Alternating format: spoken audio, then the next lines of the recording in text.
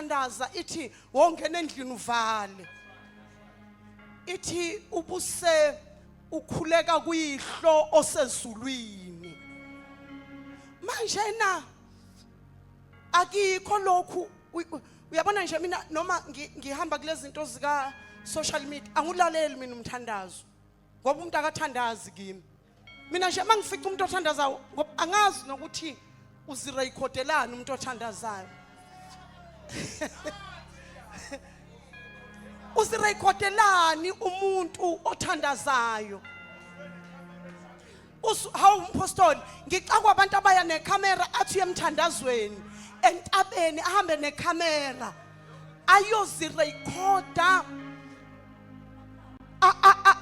akhale ebese posta kodwa ebethandaza kuNkulunkulu osekusithekeni.